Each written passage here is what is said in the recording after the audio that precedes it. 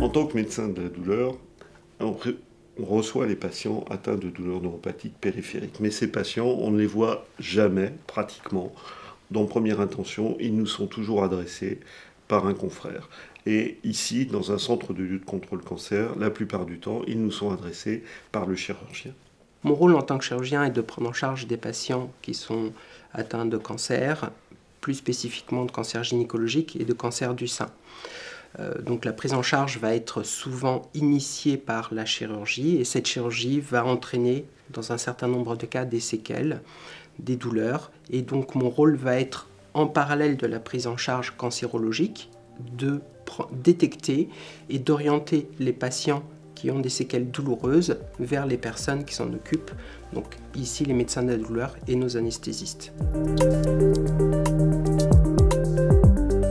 La plupart du temps, la plus grande difficulté qu'on a chez ces patients et chez patientes, c'est de les voir tardivement au cours de l'évolution de leur douleur neuropathique. La plupart du temps, elles ont évolué pendant des mois, voire des années, avant qu'elles soient référées à un centre douleur.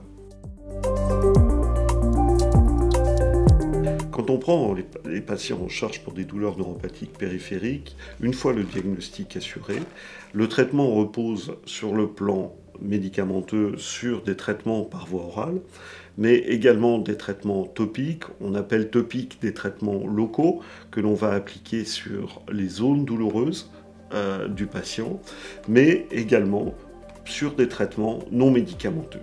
Pour ma part, donc, on sait que la chirurgie génère un nombre important de douleurs post-opératoires et parfois de douleurs séquelaires de type neuropathique.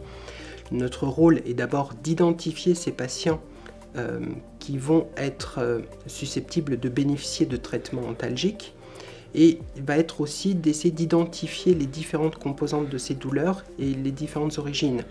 Les patients sont bien sûr opérés, mais vont aussi avoir d'autres traitements de chimiothérapie, de radiothérapie. On sait que chacun de ces traitements peut générer des douleurs différentes ou aggraver des douleurs préexistantes.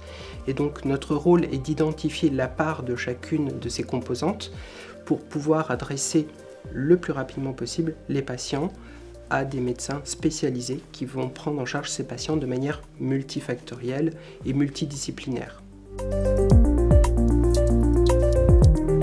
Alors on a la chance de travailler dans un centre anticancéreux où la prise en charge des patients va être très diverse. Il y a bien sûr la prise en charge spécifique, le dur avec la chirurgie, la chimiothérapie, la radiothérapie, qui est nécessaire pour la prise en charge de différents cancers. Mais il y a autour de ces soins, les soins de support qui vont permettre d'être une aide extrêmement importante pour les patients. On a accès très facilement à des psychologues qui vont être un maillon parfois important dans la prise en charge d'une composante ou d'une partie de la composante douloureuse. On a des kinésithérapeutes qui vont permettre aussi de travailler sur la mobilité, que ce soit de l'épaule, que ce soit du thorax, des membres inférieurs lorsque les douleurs sont diverses. Et on a accès à d'autres types de professionnels que peuvent être les socio-esthéticiennes, que peuvent être des associations en parallèle qui elles aussi ont des ateliers qui permettent, par l'art-thérapie par exemple, ou par des échanges d'ateliers d'écriture, de permettre des échanges entre les patients et d'apporter une aide complémentaire au traitement psychologique ou au traitement médicamenteux.